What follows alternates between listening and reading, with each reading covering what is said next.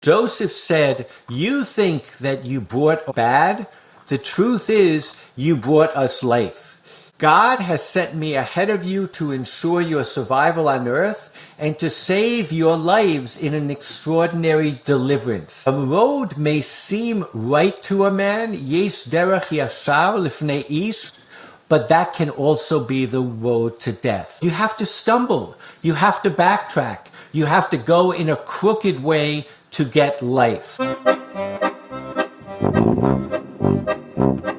Welcome to Madlik. My name is Geoffrey Stern, and at Madlik we light a spark or shed some light on a Jewish text or tradition. Along with Rabbi Adam Mintz, we host Madlik Disruptive Torah on your favorite podcast platform and now on YouTube. This week's Parsha is Parshat Vayigash.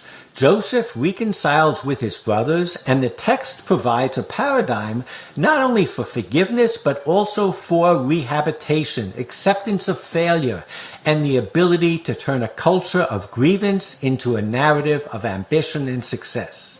At a time of year where many of us are making resolutions and fresh starts, where inevitably there will be missteps and failures, join us for Making Lemonade from Lemons.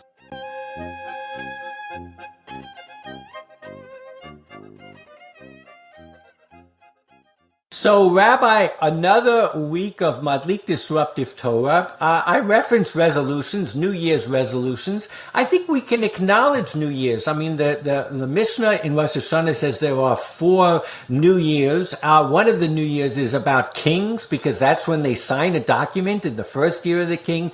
We've always recognized secular New Year's. I like New Year's. I think marking time is really important. So as a result, this is a mark, whether it's arbitrary, secular, or otherwise. And as I said, people do make some resolutions. So I guess we can almost consider this the Madlik New Year resolution how-to podcast. How to keep your New Year's resolutions even when you inevitably fail or stumble. So as I said, we are in Genesis 45.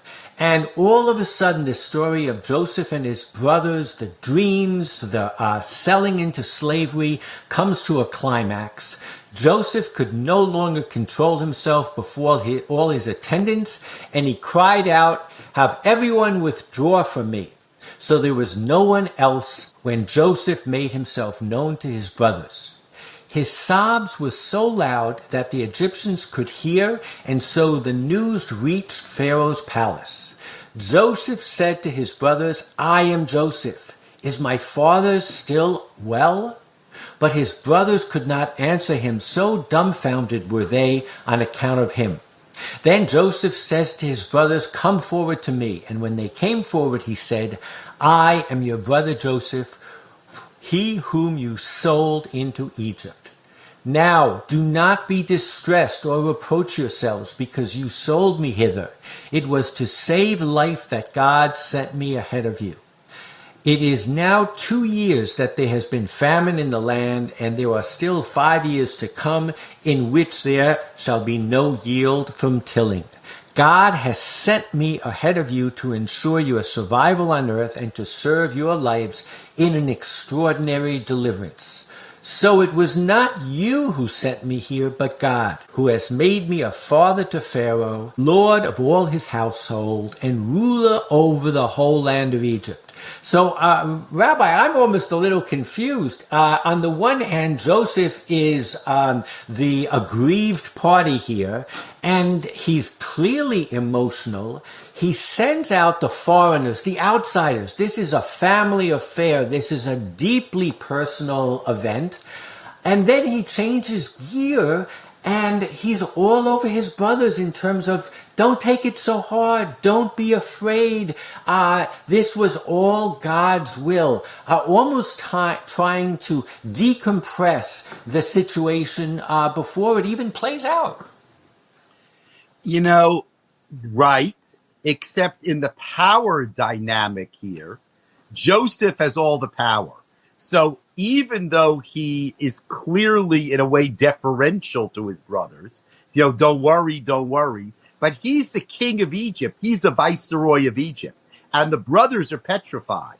So in a way, he kind of lessens that power dynamic, but we should never forget that he's the viceroy and they're foreigners who could go to jail or have their heads cut off in 1 second. It's true. I must say, and I don't know, I think I saw on the side of my eye commentaries that talked about the rarity of Bechi, of crying. This is deeply emotional for him, and as I said before, very personal. Nivhalti. I was dumbfounded is the translation that we heard. Almost the brothers are just the breath is taken away from them. They are absolutely surprised and dismayed. Then, as I said, he tells them, you sold me. He said, it is for a reason that we came down here. And he says, Achicham asher machartem oti Mitzrayim. There's a reason that you sold me. I have to remind us that when we read earlier in the story in Genesis 40, when Joseph was explaining what had happened to him, to Pharaoh, to the baker, to his master, it was very important to him that he wasn't characterized as a slave, but similarly, I don't think he wanted to publicly share that his brothers sold him into slavery. Kind of embarrassing when your own family pawns you off. So in Genesis 40:15, he says, Ganov ganavti me'erev ha'ivrim. I was stolen. He puts the blame on others. But here, it's a very personal matter. He is told all the foreigners to leave the room, and he can be a straight shooter. And as you say, he does have all the power, but he also pulls no punches with them. Kind of very interesting. And I'll just quote a little bit from what Everett Fox says at this point. He says that there are two issues going on here. Number one, it's a personal story. And number two, it's already intertwined with a national story. And that's why he talks about a greater mission, a greater vantage point, that we're all part of a story that's bigger than us. But in a sense, he's also saying that there are two parts here. One is what you did to me, and one is God's plan. He says 3 times, Fox points out, Shalachti, that God sent me. If I was deeply religious, I would say this is a story about providential control. Don't worry what you did. You think you had free will. You were part of somebody else's script. But I think in another sense, what we can say is he's trying to help them deal with it by saying, yes, it was totally your fault. You totally did this consciously, but maybe there's some better good that come out of it. How do you read it? So you can definitely read it that way. Every week, Hadar sends out a Dvar Torah. This year, it's by an extremely talented teacher in Hadar. Her name is Tali Adler. Her read on this, Geoffrey, is the following.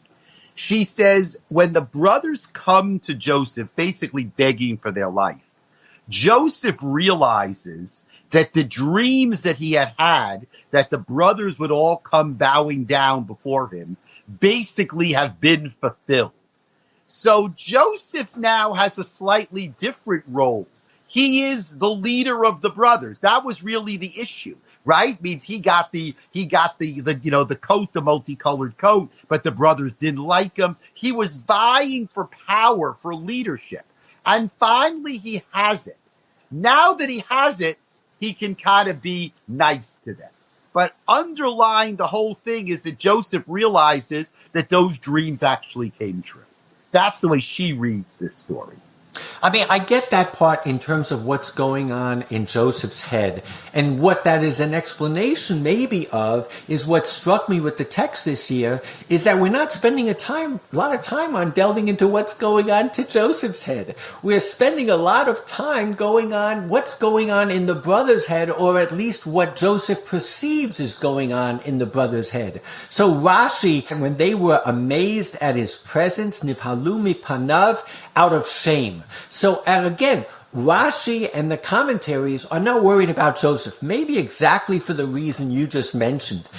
This is a kind of an exclamation point or an end of parentheses for Joseph. He had the dream and it's been fulfilled. But it actually is the beginning of a whole new moment, a new start, a fresh start for his brothers. And they're going through shame. The Chizkuni says, Nivhalti, they were frightened.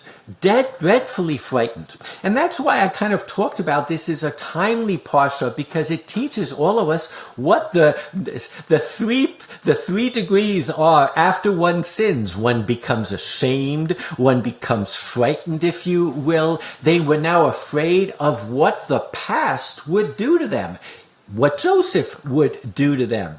The Bereshit Rabotai says, do not, putting words into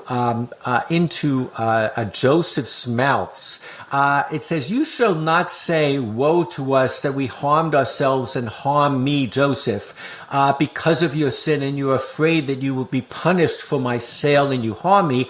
I was sold as a slave and I was tormented in the prison, but do not grieve for yourselves and do not be angry in your eyes for me. So what he's talking about is literally what happens after sin, and he does something amazing.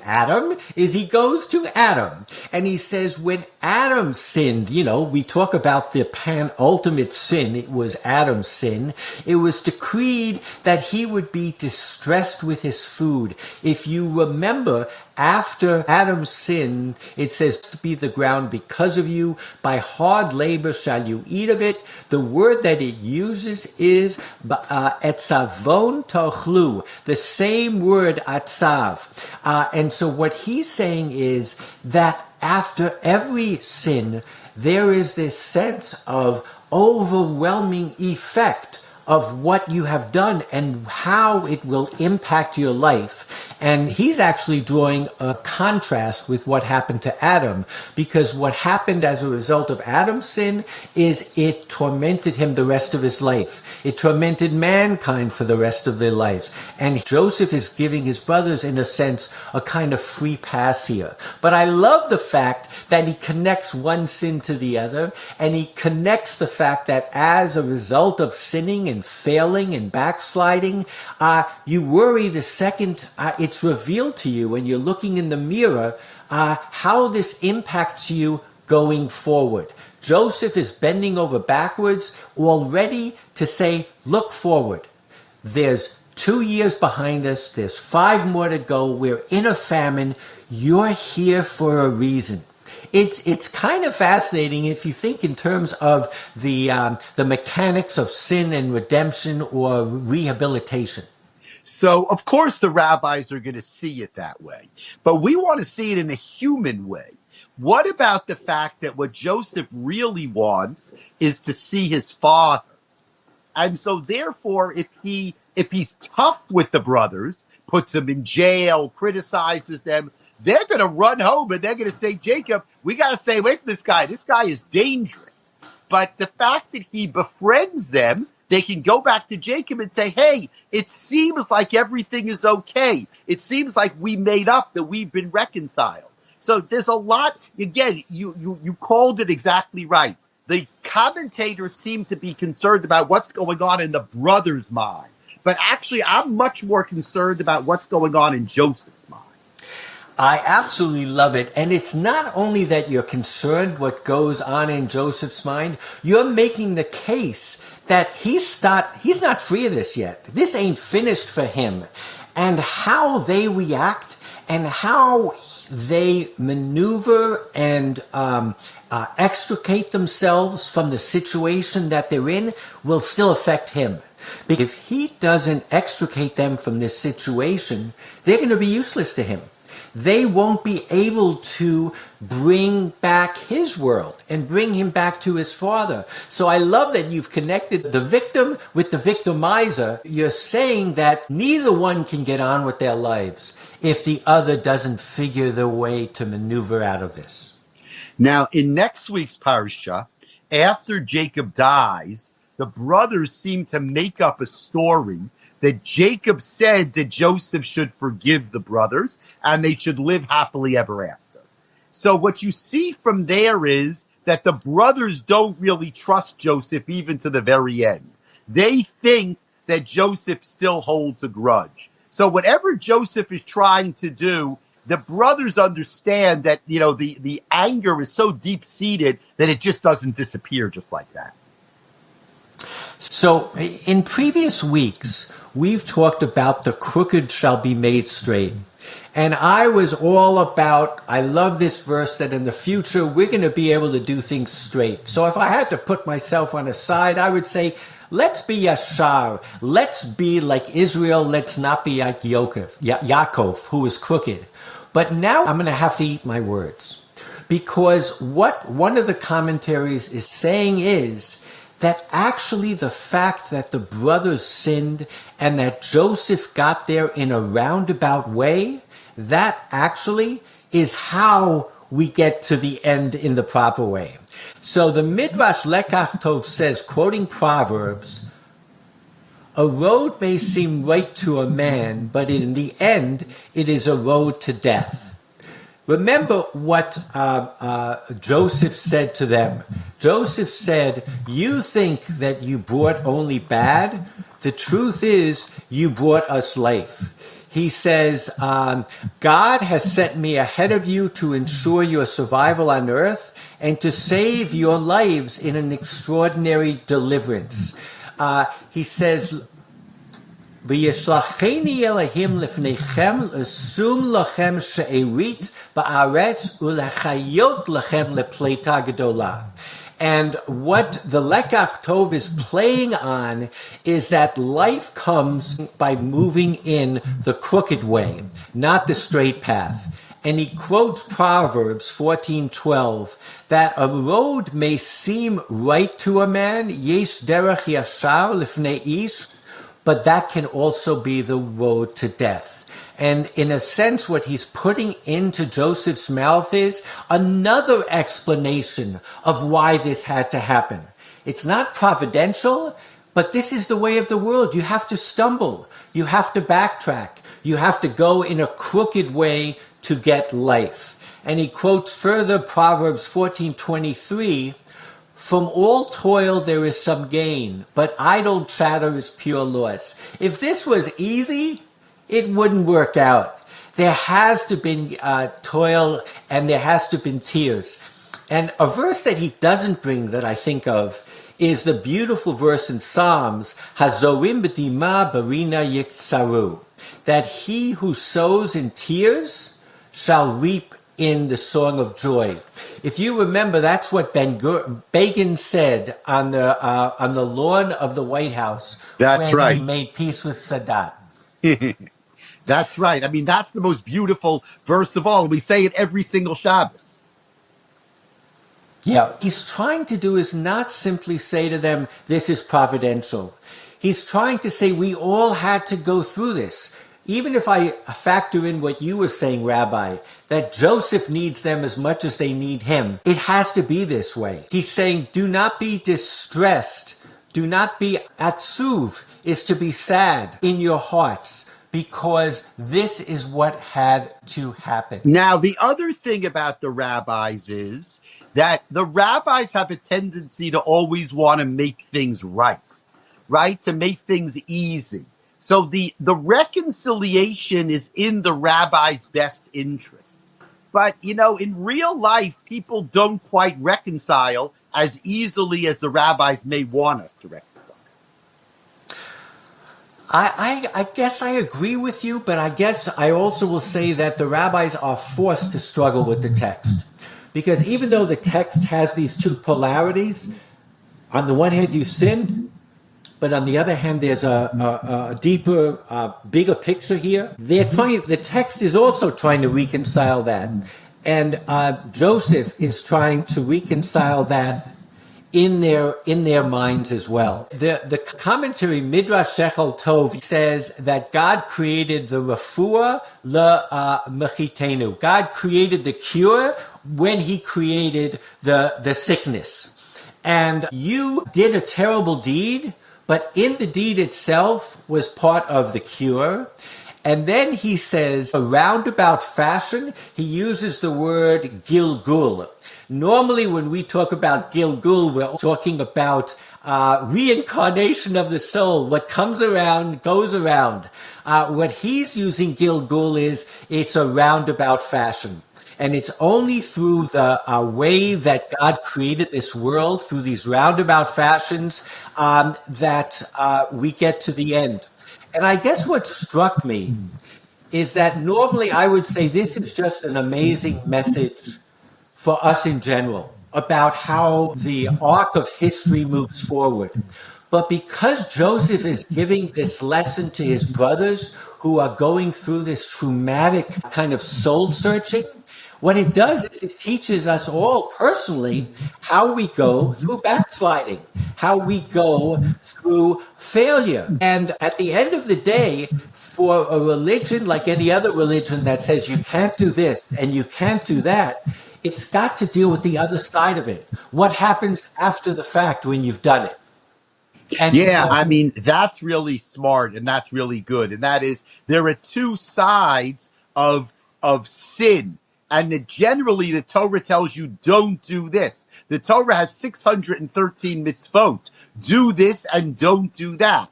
But here we have a situation where they did it already. What happens when they sin? Now, obviously, there are sin stories in the Torah. There's the story right back to the time of Adam, like you said, and the story of the golden calf and the story of the spies. You know, there are plenty of sin stories.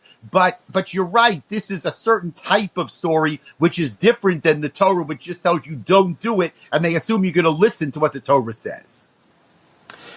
So it adds another level, this old question of when bad things happen, how do you deal with that? So I could have gone in the direction of the Hasidim. I happened to go in the direction of the Muslimniks. I went to a Muslim yeshiva, and some of their writings talk about what happens after you've sinned. What is the biggest challenge, the biggest milestone that you have to overcome? The source that I looked up, which quoted my Rabbi, which we'll get to in a second, because this was a very big deal with him, it says the main Yetzer Hara, the main evil inclination, the main, I guess, opportunity for failure is to get one to despair after the sin.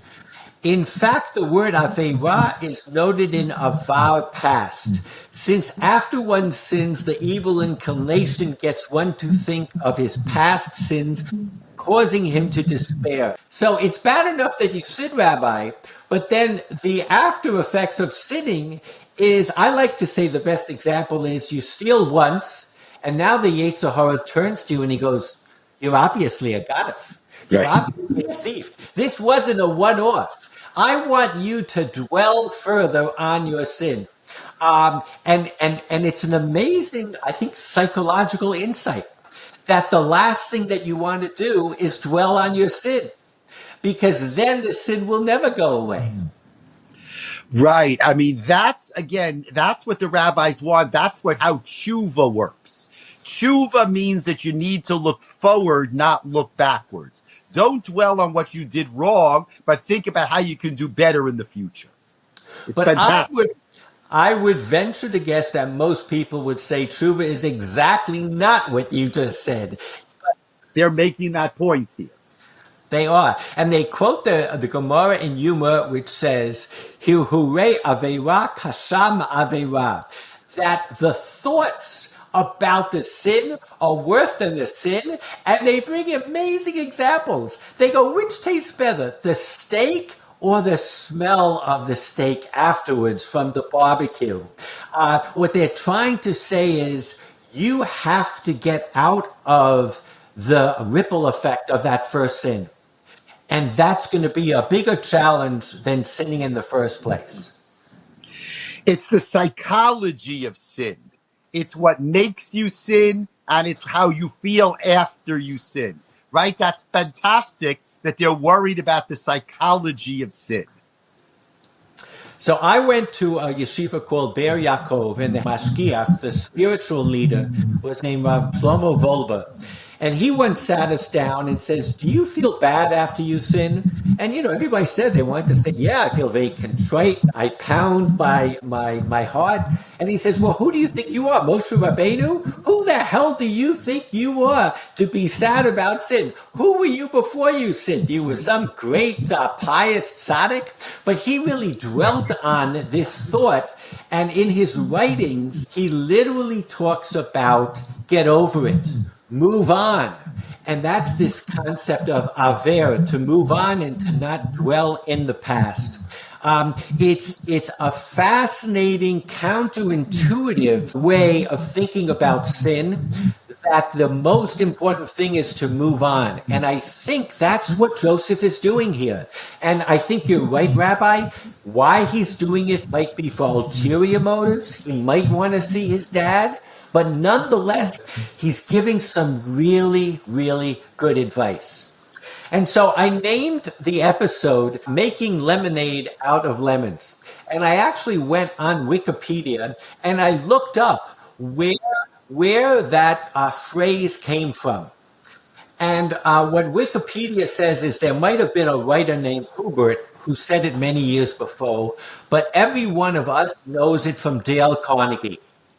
And Dale Carnegie wrote a book called How to Stop Worrying and Start Living. And Dale Carnegie said he heard it from a good friend of his named Julius Rosenwald. Now, Julius Rosenwald was one of the founders of Sears Roebuck. And after he made his fortune, he became friends with the founder of Goldman Sachs. And together, they met at Booker T. Washington. And Rosenwald had two goals in his philanthropic life. One was to go against anti-Semitism, but the other, he saw as a Jew that the effect of slavery on the black man was something that a Jew could understand better than anything else. He literally created 5,000 schools to give the ex-slaves the possibility of studying and learning. And I once heard of Dumasani Washington, our friend who was on our podcast. Right. And he made us recognize that what happened in that generation of illiterate people becoming literate in one generation had never been done before. And that is to their credit, and it's to the credit of Booker T. Washington, and to everyone helped them in that vision and in that epic struggle. But again, it reminded me of what Joseph's advice was to his brothers, which is to move on and to recognize what can you gain from the present situation. And I think this whole concept of moving from where they were, at first they sold their brother and now they're confronted with it, and then being able to move forward is moving from grievance and victimization in the terms of Joseph, and moving towards building a new life for themselves. And doing what Joseph said is, now we have an opportunity. Because I'm here, I can help you and I can help Egypt in a brand new way. So he really was, in a sense, saying the same message, which is we can salvage this situation. We can not only salvage it, but we can make something, a future possible that wasn't possible before. Had I not been sold, I wouldn't be here for you.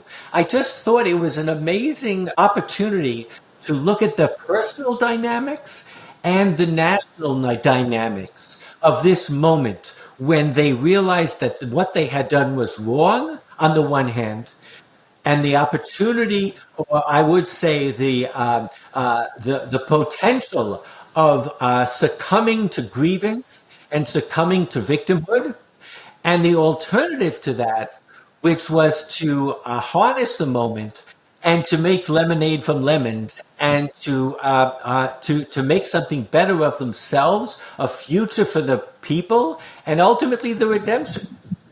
And that's this moment, because next week Jacob dies, and all of his sons are around him, including Joseph. And that's the idea of the Jewish people, right? That's B'nai Yisrael, the children of Israel, is that moment. So exactly what you said. It's the ability to reconcile, to look past the grievances in the victimhood to be able to reconcile. And it's a good question. I think we kind of leave this week looking for next week to wonder, was the reconciliation as genuine and as authentic as we'd like it to be, or maybe not so? Okay, so stay tuned for another week of Madlik Disruptive Torah. Shabbat Shalom to everybody. And just remember, whatever your resolutions are, you might stumble once or twice, but if you harness that, you'll be a better person because of it. So Shabbat Shalom and happy. Thank you, Geoffrey.